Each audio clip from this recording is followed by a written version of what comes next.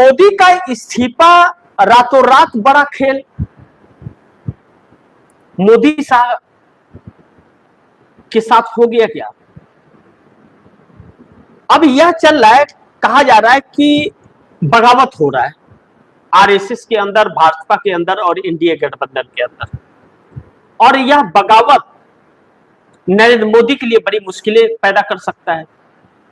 मोदी के इस्तीफा पर जाकर के बात रुक सकती है। रातों रात बैठकों का दौर शुरू है, हर कोई खेल कर रहा है। विनय कटियार निकल करके सामने आ गए हैं। रात को 1:30 बजे प्रधानमंत्री मोदी उनको फोन कर रहे हैं, या क्या हो गया राम मंदिर में, हमें पता नहीं। यह बात विनय कटियार आकर के बोलते। विनय कटियार विश्व हिंदू परिषद के सदस्य हैं। राम मंदिर, बाबरी मस्जिद को लेकर के आंदोलन में शामिल थे, वो मुख्य चेहरे थे आंदोलन करने के लिए साथ। लेकिन नरेंद्र मोदी को 1:30 बजे रात को क्यों फोन करना पड़ रहा है? क्या नरेंद्र मोदी के इस्तीफे तक बात आ गई है क्या? क्या आरएसएस अब अपने आप को बचाने के लिए मोदी का इस्तीफा लेने की तैयारी में है क्या? क्योंकि वह तो 17 सितंबर को भी इस्तीफा लेना चाहता था आरएसएस, क्योंकि 75 साल हो चुके थे और 75 साल के लालच में इन्होंने लाल कृष्ण आडवाणी को, इन्होंने यशवंत सिन्हा जैसे लोगों को, बड़े बड़े नेताओं को निकाल दिया था। मुरली मनोहर जोशी, इन सबको बाहर कर दिया था, जो नामचीन चेहरे थे भारतीय जनता पार्टी के, जिन्होंने सरकार भी चलाई और सत्ता तक पहुंचाया था। ऐसे में अमित शाह के घर रातों रात बैठक होती है और अपने चेहरे से को नकाब से ढकने के लिए यह लोग दूसरे को बलि का बकरा बना रहे हैं। राम मंदिर में सीधा प्रधानमंत्री फंस रहे हैं, क्योंकि प्रधानमंत्री द्वारा कमेटी बनाई गई, इस्तीफा नहीं ले पा रहे हैं, कमेटी भंग भी नहीं कर रहे हैं और जांच में पारदर्शिता नहीं आ रही है। जो छापे पड़ रहे हैं एसआईटी के, वह छोटे मोटे लोगों के पास पड़ रहे हैं। लेकिन चंपत राय जैसे लोग घूम रहे हैं बस्ती में और अभी भी लोग बने हुए हैं। इन बीच आरएसएस असमंजस वाली परिस्थिति में पड़ा हुआ है। अब आरएसएस का हिंदुत्व खत्म हो रहा है। भारतीय जनता पार्टी को तो हिंदुत्व, देशभक्ति से कोई मतलब ही नहीं है। जिस पर वोट मिल रहा था वह वोट तो अब मिल नहीं रहे हैं। तो चुनाव आयोग महत्वपूर्ण होता है भारतीय जनता पार्टी के लिए, लेकिन आरएसएस के लिए हिंदुत्व बड़ी महत्वपूर्ण है। नरेंद्र मोदी को जनता ने वोट नहीं दिया तो मोदी तो वोट चोरी से जीत जाएंगे। नहीं वोट चोरी कर पाए तो विपक्ष को तोड़ करके सरकार बना लेंगे डरा धमका के। लेकिन आरएसएस का क्या होगा, जो 100 साल की अवधि पूरा कर चुका है। ऐसे में आरएसएस ने ही मोदी को प्रधानमंत्री बनाया था और आरएसएस ही हटाने की कोशिश भी कर रहा है, लेकिन सफल होगा इस बात की गारंटी नहीं है, क्योंकि नरेंद्र मोदी की पकड़ आरएसएस पर काफी हो गई। लेकिन अगर आरएसएस खत्म हो गया तो फिर भाजपा का कोई अस्तित्व नहीं बचेगा मोदी के नहीं रहने के बाद, क्योंकि वोट चोरी हो रही है, नरेंद्र मोदी कर रहे हैं। ठीक है, नरेंद्र मोदी के जाने के बाद क्या होगा भाजपा का? और आरएसएस खत्म हो रह गया, अगर भाजपा खत्म हो गई तो आरएसएस दूसरा पार्टी बना लेगा, क्योंकि भारतीय जनता पार्टी आरएसएस के ही संगठनों का एक राजनीतिक संगठन है, जैसे विश्व हिंदू परिषद, बजरंग दल आदि। अब इन सब के बीच राहुल गांधी जिस तरह से अग्रसित हैं और जिस तरह से छात्र आंदोलित हैं जंतर मंतर पर, किसान मजदूर सड़क पर आने की कोशिश में है, किसान संगठन सड़क पर आने की, संयुक्त किसान मोर्चा सड़क पर आने की तैयारी कर रहा है। ऐसे में राहुल गांधी ने अगर माहौल बना दिया तो फिर मोदी का इस्तीफा करवा ही देंगे राहुल गांधी, इसमें कोई शक नहीं है। और राहुल गांधी ने कहा था कि सरकार गिर जाएगी और मोदी का इस्तीफा होगा। मोदी 2 कारणों से इस्तीफा दे सकते। मोदी का जब मकसद पूरा नहीं, अगर पार्लियामेंट सेशन में होगा, डिलिमिटेशन बिल नहीं पास हो पाया, तो नरेंद्र मोदी का पहला लक्ष्य अमित शाह को प्रधानमंत्री बनाना और 2027 में राष्ट्रपति का चुनाव लड़ना, यह पहली प्राथमिकता होगी, ताकि राष्ट्रपति बने, क्योंकि डर इन्हें बहुत लगता है जेल उल का। तो ऐसे में नरेंद्र मोदी अपना रास्ता तलाश रहे हैं।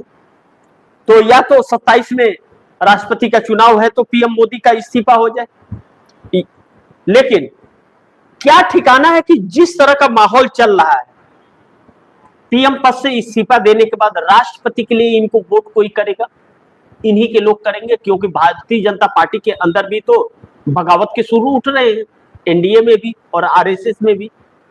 खेल उल्टा पड़ सकता है, इसलिए अमित शाह को प्रधानमंत्री बनाने की कोशिश है। इसी के लिए पहला कदम अमित शाह को उप प्रधानमंत्री बनाना, जिसको लेकर के नीतीश कुमार हमलावर हो गए हैं कि नहीं, आपने डिप्टी प्राइम मिनिस्टर तो हमें बनाने की बात कही थी, जिसकी वजह से मैंने कुर्सी छोड़ी।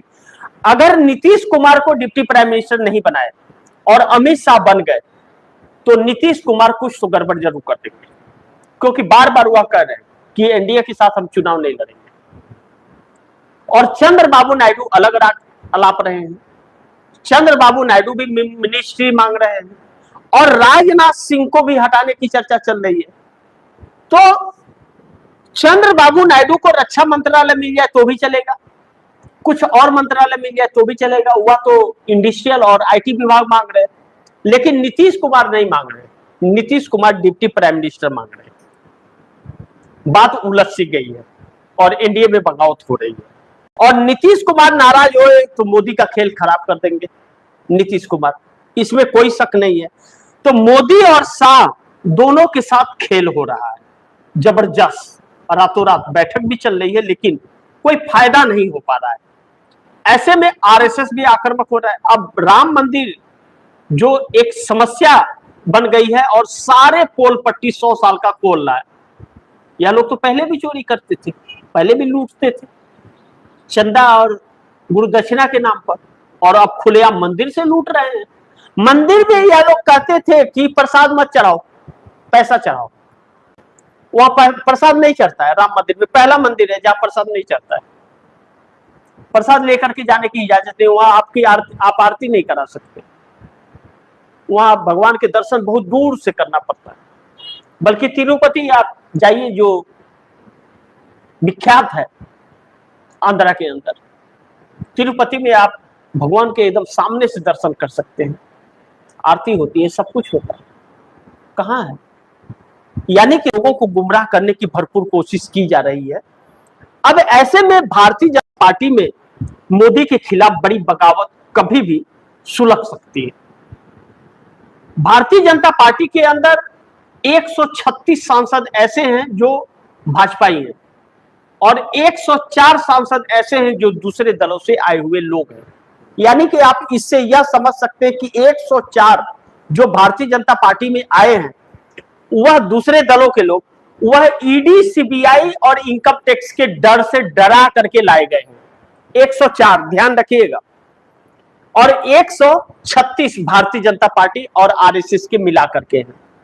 ऐसे में जो 104 आए हुए हैं, कब वह पाला पलटे, खेल पलटे, कौन जानता है।